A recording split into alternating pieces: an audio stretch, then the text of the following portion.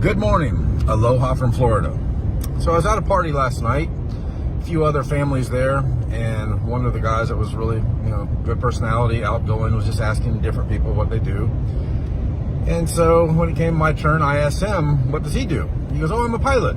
So I won't tell you which airline he flies for, but he's been flying for a number of years and seems to be doing well and enjoying his job. And I just let it slide for a little while. A little bit later, as we were towards the end of the evening and we were standing by the door, I asked him, I said, so has your airline done any kind of teaching or seminars or coaching for the pilots when a passenger comes up and asks them, is the earth flat or a globe? He said, no, they've never said anything to us about that. So it's interesting. I just know some of the airlines are doing seminars now for the pilots to tell them or coach them what to say when someone asks them, is the earth flat? And he said, really? So it's becoming a thing now. I said, well, what would you say? He said, I would say I have no comment. And one of the other ladies standing there listening, she goes, oh, that's probably what they coached you to say. And I don't think that he's been coached to say anything.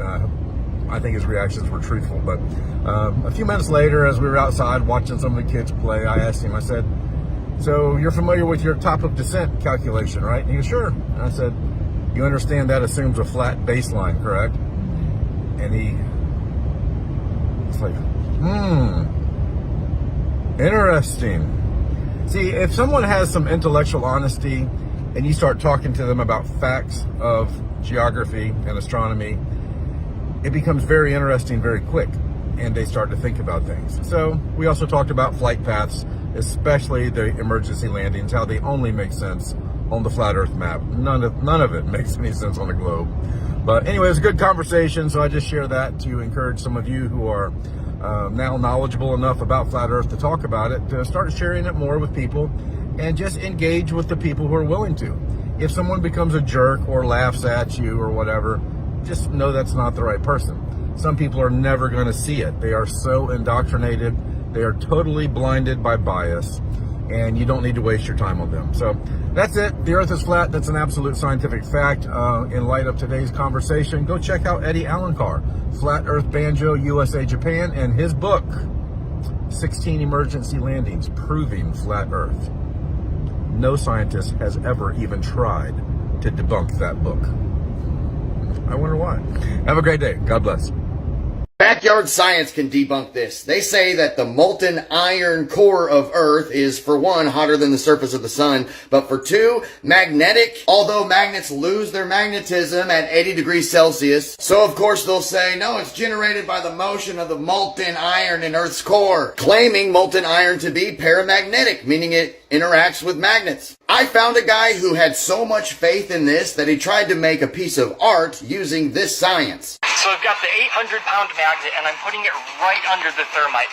And I'm going to put the board on top of it to protect it. So when the molten iron comes out, it should maybe make cool patterns from the magnetic pull. What I'm trying to do is create a cool metal sculpture that looks like something you'd get while playing with ferrofluid. And if you don't know what ferrofluid is, it's a pretty cool toy. It's basically magnet shavings suspended in an oil. And when you put it next to a magnet, you get really cool shapes like this. So let's see if I can make one with molten iron. Okay, theoretically, with the information we've been given, this should work.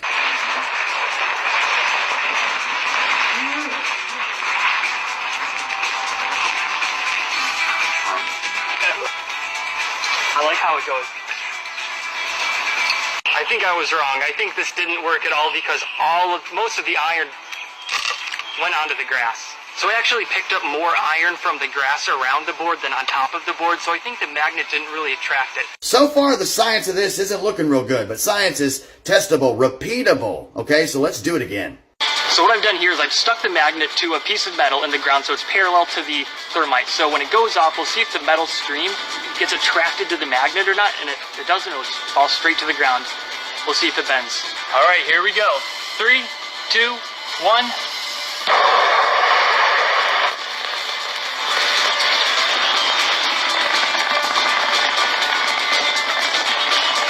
So that thermite turned the wooden bowl into a raging firestorm, but I'm beginning to think that there's no reaction between molten metal and magnets. In fact, I think that molten metal and magnets don't mix very well at all. When Once magnetic materials reach a certain temperature, they lose their magnetism. That's 600 for this magnet and 1400 degrees Fahrenheit for iron.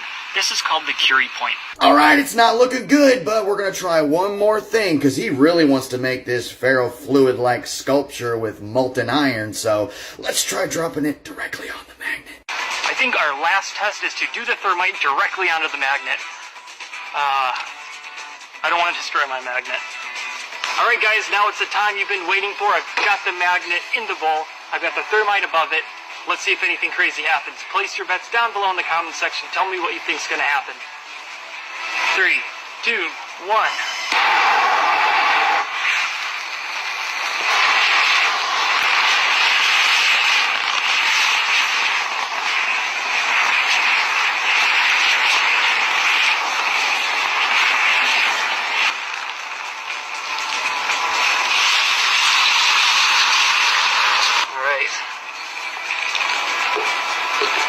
It is pretty hot. I can see lumps of steel like right here. This is a huge just lump of iron, but I think it's lost its magnetism. So this is the remains of the magnet after the thermite hit it. It's, it's pretty much shattered. The thermite, heated it up too fast and it cracked. And when magnets get super hot, they lose their magnetism. So this magnet is basically just an ugly, stinky paperweight now. So, at least now we know what happens when molten iron, touches a magnet. Yeah, we know what's going to happen when molten iron touches a magnet. We've known what's going to happen. Now, just because this is out there, this is what inspired this test. You guys know that, right? And look what happened. It failed. So how many times does the physics and math of this have to fail before we understand they're lying to us? A great mathematician once said, when 2 plus 2 stops equaling 4, take yourself out of the equation. Hey, Big Bird, do you still think this is what the sun looks like when you zoom in on it? Aw, that's sweet. Well, why don't we see if we can get you out of Sesame Street, though? But while you're still there, let's play an old game. Do you remember this one? Which one of these things isn't like the other? Well, which one of these things isn't like the other? This is what we all see, and then this is what they show us. They want you thinking the sun is 93 million miles away in a burning ball of gas that at any moment could shoot out solar flares that could blow up the earth or that could run out of fuel, and it's scare tactics. Okay, I want to show you what the sun actually looks like. But first, let me show you again. This is from NASA. This is actual footage from NASA. Footage. All right, now look at this. And use your adult brain and just look, okay? This is nothing more than computer-generated image. And I'm going to show you more. Okay, here I am, just zooming in on the sun on a beautifully clear day. This is what we see every day and continue to watch. I don't know about you, but it looks an awful lot like my iPhone's light in glass. Looks pretty similar. Like I said, it looks pretty similar. And I'm not saying that the sun is an iPhone's light in glass like I'm showing here. But what I am saying is the sun we see is just a projection of the actual sun, which is in the firmament, which I've shown evidence of many times, and I will again in a second. But we are just seeing the projection through the firmament. So the sun is not a physical object you can go to and touch. It's like a rainbow. It's a projection. And I don't claim to know what it is. God made the sun and he put it in the firmament, and maybe it is a freaking light. Maybe God is holding a light. I don't know. I tend to think it's something more spiritual in nature, doing some sort of toroidal field loop around us, but I don't claim to know. But what I do know is it's not what that organization tells us it is. And if you've never seen this video I took during the eclipse where you can see the actual sun in the firmament projecting to the source that we see, here it is. And thousands of other people got videos just like this. Now to finish this off, I want to show you a minute of what that organization shows us the sun looks like with a UV lens or a solar filter lens, and what the sun actually looks like through a solar filter lens. This is my video. I took this. And as you can see, it looks a whole lot different than what they try to show us. This is scare tactics. This is God's creation. And like I said, what this is, I don't claim to know. It's okay not to know everything. But what it's not okay is to still believe this. If you still believe this stuff, you are literally holding back the human civilization from reaching our potential. These are sunspots. I don't know what they are. They move because maybe God's up there twirling his flashlight. I don't know. That's kind of a joke, but here's the actual sun, guys, through a solar filter. So next time you see some of this nonsense, be smarter than a big dumb yellow bird. Okay? Please. And I don't mean any of this rudely. I'm just trying to help humanity, because if you still believe the stuff they show us, like I said, you're holding us all back. Tinfoil half fact of the day. True story. Have you ever heard of the bloop? In 1997, the National Oceanic Atmospheric Administration heard a minute-long noise that they named the bloop. But then they said it was because of an ice shelf breaking off. But isn't this the same place and agency that says they only know what's in 10% of our ocean? And really no other ice shelves broke off since then and made a similar noise? It's pretty funny. Weird. The bloop. Do your research. Do your research. You know who this guy is? Well, let me tell you about him. This is Auguste Piccard. He was a Swiss physicist, inventor, and explorer. He was also known for his record-breaking hydrogen balloon flights, in which he studied the Earth's atmosphere. Also, he was the first man to reach the stratosphere in 1931. He did it in this thing right here. And remember, this was years before NASA was ever created. Now, if you look him up, he was the first person to observe the curvature of the Earth. And in his journal, he wrote that the Earth seemed a flat disc with an upturned edge. And honestly, a kind of a weird way to describe curvature of the Earth.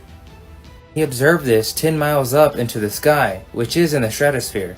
35,000 feet is a commonly accepted height at which you can observe curvature. And he was at 52,000 feet. But it kind of makes you wonder. If you can understand what the stars truly are versus what NASA has programmed you with your whole entire life, then your whole perspective on life is going to change. Now let's take a look at this. This is what NASA would tell you a star is, but when you zoom in on these stars with the most powerful zoom camera in the world, you'll see something much, much different than what you're told.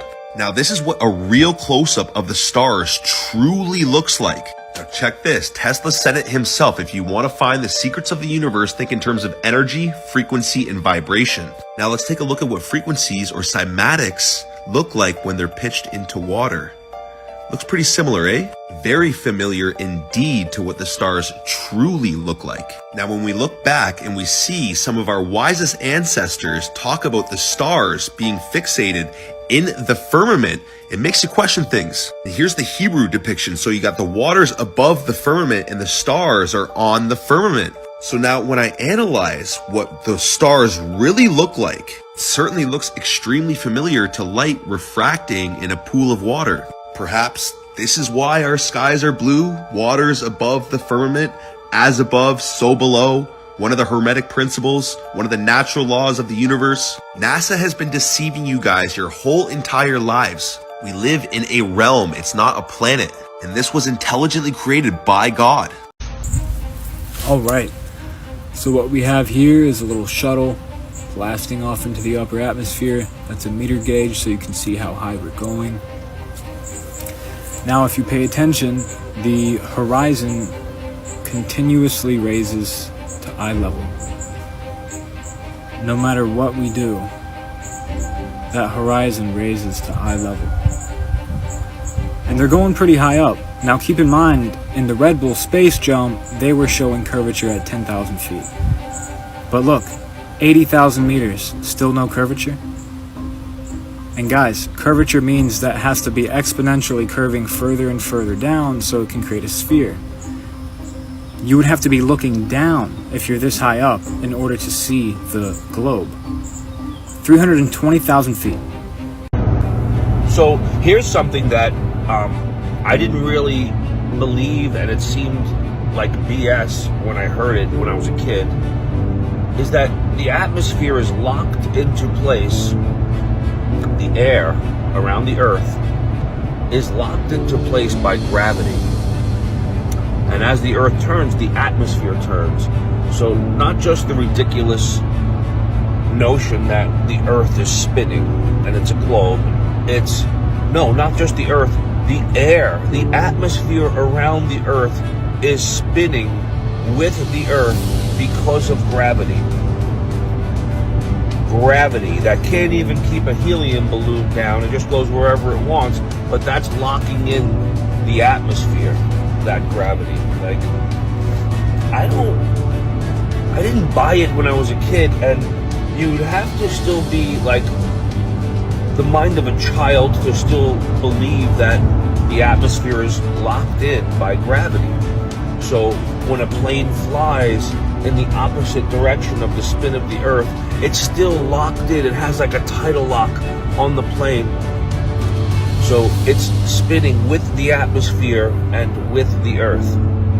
You've got to be a child to look at that and honestly believe that that is what's going on.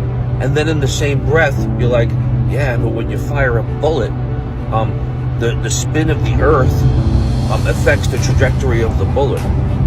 But you just said that the air around the Earth is locked in, that the spin isn't detectable when you're in a plane for 6 hours or floating in a hot air balloon. The spin, you're locked in and you're spinning with the Earth. But the bullet that you fire from a gun immediately is separate from the atmosphere and the Earth, and that has the Coriolis effect. It sounds like bullshit to a third grader. So if you're still believing that, and you're still set that the atmosphere is being locked in and held down and spinning with the Earth because of gravity, it's time to break out of that third grade mentality. You don't have to believe what you're told anymore. You could actually think for yourself and be honest with yourself. No one's around. You're not being graded. The teacher's not going to point it out and separate you and make you feel stupid. Like, you're alone and you're an adult and you have your own thinking mind, right? You're probably as old as your third grade teacher now. So just think for yourself and think about what I'm saying. The atmosphere is spinning with the globe. That's the dumbest thing I've ever heard. There's no globe. It's not spinning. And that's why planes aren't affected by it whatsoever, because nothing is moving under the plane. The plane is not moving with the Earth. There is no Coriolis effect. It's BS. It's time to grow up mentally and break out of the little prison that you were put in. You were put in a little mental prison when you were a kid. And that's where you're comfortable. And that's where everybody else is comfortable too. So you think, well, if they're okay with it, I'm okay with it. It's not okay. It's time to start thinking for yourself. So grow up, look at things for what they are, draw your own conclusions and from your own senses and your own mind. There's no one to look up. There's no debunking video to look up for your own mind and your own senses, your own logic. Have a good day. It came in the mail and y'all are opening it with me. Ooh. Smell it. Woo!